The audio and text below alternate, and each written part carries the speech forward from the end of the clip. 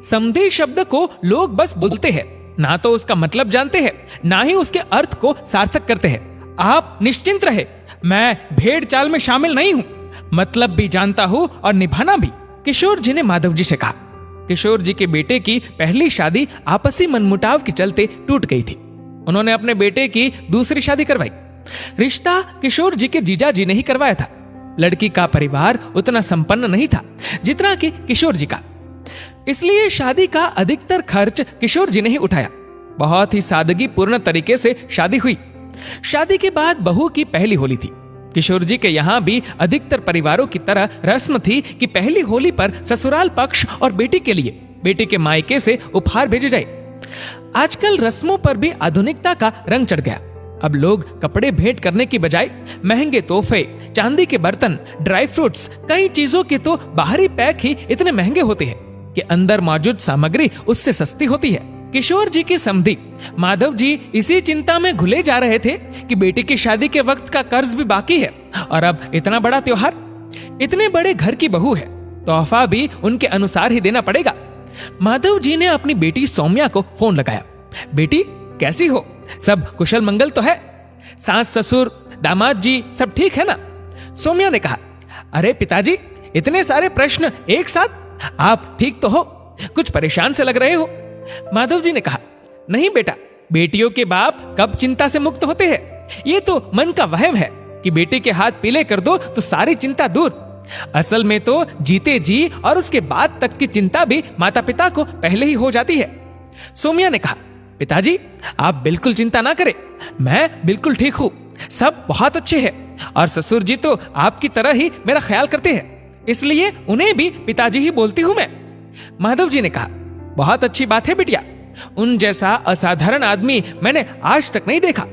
इतने धनवान फिर भी जमीन से जुड़े व्यक्ति, जिनके पास बैठकर कोई खुद को छोटा समझ नहीं सकता। अच्छा, तुम्हारी सासू मां से पूछकर जरूर बताना, होली पर तुम्हारे ससुराल में दुल्हन के घर से तोहफे आने का क्या रिवाज है? सौम्या ने कहा, ठीक है पिताजी, पर आप ज्यादा खर्च मत करना, मेरी 2 बहनें और भी है। माधव जी ने कहा, तू चिंता मत कर बिटिया, उनके भाग्य का उनको मिल जाएगा। अच्छा, तुम पूछ कर जरूर बताना, अपना ध्यान रखना, फोन रखता हूं। तभी दरवाजे पर दस्तक हुई। माधव जी ने दरवाजा खोलकर देखा तो किशोर जी ढेर सारे तोहफों के साथ दरवाजे पर थे। माधव जी ने कहा, अरे समधी जी आप आइए, आपने इतना कष्ट क्यों किया? मैं तो 1-2 दिन में आपकी तरफ आने ही वाला था। किशोर जी ने कहा, अरे बैठने तो दीजिए, समधन जी और दोनों बेटियों को भी बुला लीजिए। माधव जी ने कहा, जी जरूर। अरे सुनो, देखो समधी जी आए हैं, चाय नाश्ते का बंदोबस्त करो। दोनों बेटियों ने भी आकर प्रणाम किया।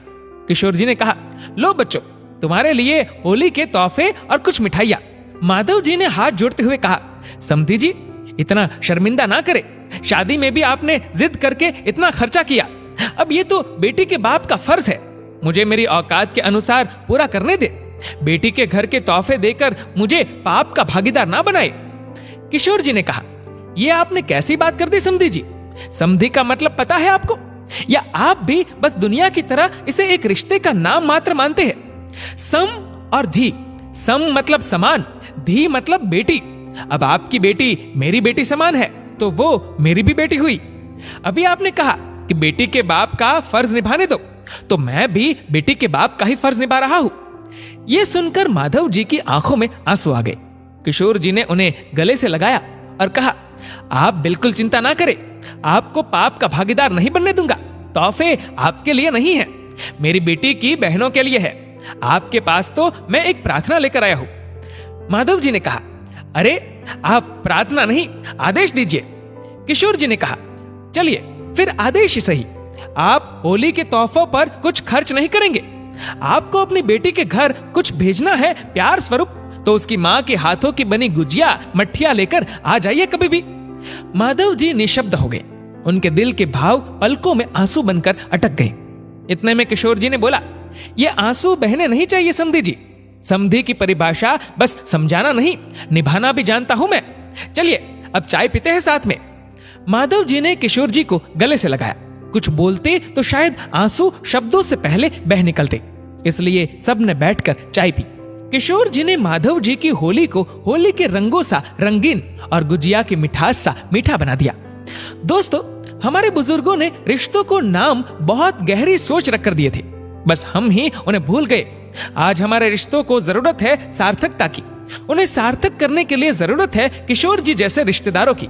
यदि हमारा कोई रिश्तेदार ऐसा नहीं है तो हम खुद ऐसा बनकर इस होली से शुरुआत करते हैं सबका त्योहार खुशनुमा बनाने की। दोस्तों, इस वीडियो को लेकर आपकी क्या राय है नीचे कमेंट करके जरूर बताएगा। और अगर आपको वीडियो अच्छा लगा हो तो इस वीडियो को लाइक करेगा, शेयर करेगा ज्यादा से ज्यादा लोगों तक। और ऐसे ही और भी इंस्पिरेशनल वीडियोस के लिए सब्सक्राइब करें हमारे यूट्यूब चैनल को और फेसबुक पर फॉलो करें हमारे पेज को। धन्यवाद।